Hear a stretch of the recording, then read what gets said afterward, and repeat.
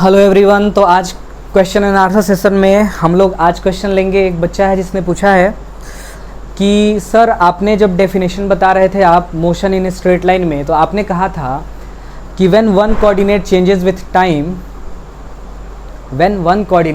With time then this type of motion is called one dimensional motion, है ना। मैं definition लिख देता हूँ। स्ट्रेट लाइन का क्या है? स्ट्रेट लाइन मोशन, ठीक है, या रेक्टिलिनियर मोशन, या वन डी मोशन, है ना। तो इसका डेफिनेशन हमने क्या लिखा था? When one coordinate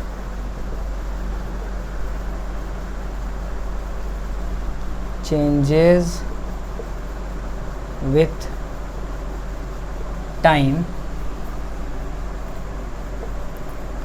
then this motion is called motion in 1D। Okay, अब इसी तरीके से देखिए होता क्या है कि मान लीजिए कि ये हमारी एक्सिस हो गई, ठीक है। अब ये तीनों एक्सिस हो गया, Z, X और Y। ओके, मैंने ऐसे ही और भी डेफिनेशंस बताए थे जिसमें दो कोऑर्डिनेट चेंज करता है, ठीक है। तो जैसे आप मान लीजिए एक साधारण सा एग्जांपल, यहाँ से एक हमने पत्थर फेंका ऐसे, तो ये पत्थर जब हम फेंकेंगे ऐसे तो ये पत्थर ऐसे जाएगा, यहाँ जाके गिरा कहीं। ओके, तो यहाँ पर देखिए, यहाँ पर देखिए, यहाँ पर देखिए। अब अगर आप देखना चाहें, जो समझदार बच्चा होगा वो यहाँ से ऐसे डिस्टेंस निकालेगा, बोलेगा सर यहाँ से यहाँ तक का डिस्टेंस जो है वो x है और यहाँ से यहाँ तक का डिस्टेंस जो है वो y है।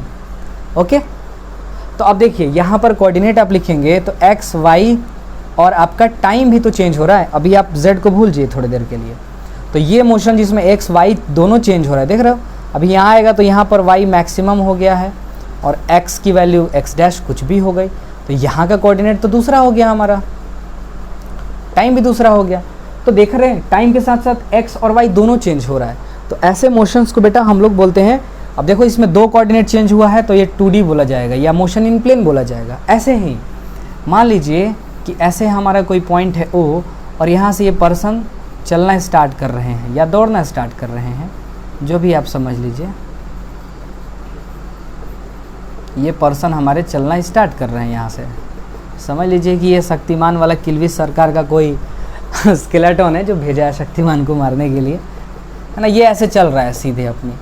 तो यहाँ जब ये चल रहा है तो यहाँ पे आप देखिए ये कोई हाइट नहीं चल रहा है, बस ये ऐसे आगे की तरफ चल रहा है। तो सिर्फ x चलेगा या तो सिर्फ y चलेगा या तो सिर्फ z, यानी x हो सकता है, y हो सकता है या z हो सकता है। सिर्फ एक ही कोऑर्डिनेट होगा, तो यहाँ पर हम लिखेंगे x, t, यानी टाइम के रेस्पेक्ट में यहाँ पर सिर्फ और सिर्फ एक ही कोऑर्डिनेट चेंज हुआ, ठीक है। और अच्छे से अगर आप जानना चाहते हैं तो मान लीजिए जैसे ये देखिए, किसी दीवार का कॉर्नर आप ले सकते हैं, उस कॉर्नर के रेस्पेक्ट में कोई चीज़ यहाँ पर है तो कोई चीज़ यहाँ पर है, तो यहाँ इधर हम दिखा सकते हैं। जैसे मान लीजिए मैं ऐसे ले लेता हूँ एक्सिस, ये हमारी एक्सिस हो गई, मार्कर मेरे पास था मैं ले सकता हूँ, ये हमारी एक्सिस हो गई और ऐसे, ठीक है, ऐसे। ओके, ये एक्सिस हो गई। अब मान लीजिए कोई पॉइंट हमारा कहाँ है, यहाँ पर है। मान लीजिए ये हमारा इंक है, वो यहाँ पर है, यहाँ पर। ओके, अब यहाँ पर भी रखोगे तो देखो ये x, ये z और ये y, तो यहाँ पर आप रखोगे तो कुछ दूरी तो x में मिल रही है, ठीक है, कुछ दूरी y में देखो यहाँ से यहाँ तक मिल रही है और कुछ z में मिल रही है। तो अगर ये पार्टिकल ऐसे चलना स्टार्ट करेगा, ये पार्टिकल ऐसे चलना स्टार्ट करेगा, तो ये पार्टिकल टाइम के रिस्पेक्ट में तीनों कोऑर्डिनेट्स में चेंज ला रहा है, तो इसलिए बोलेंगे कि इस पार्टिकल का मोशन इस एक्सिस के अबाउट 3 डायमेंशनल है, ठीक है। आई होप कि आपका ये जो क्वेरी था बेटा ये समझ गए होंगे आप, जो भी आपके क्वेश्चंस थे। तो ऐसे ही आप क्वेरी पूछते रहें, मुझे भी अच्छा लगता है आपके क्वेरी का आंसर दे करके। आई होप मैं आपको समझा पाया हूँगा जो भी आपका क्वेरी है। अगर इसके रिगार्डिंग कोई और क्वेरी आती है, जो भी हमारे वीडियो आप देखते हैं उसके रिगार्डिंग जो कुछ भी क्वेरी आपको आती है, तो आप प्लीज़ कमेंट में डाल दिया करें या फिर मेरे टेलीग्राम वाले नंबर पे डाल दिया करें, जो आपको चैनल में जब आप अबाउट में जाएंगे तो उसमें मिल जाएगा, ठीक है। तो ऐसे ही देखते रहें, सीखते रहें, क्योंकि जब तक सीखने का जज्बा है तब तक जीतने का जज्बा है। That's all for today.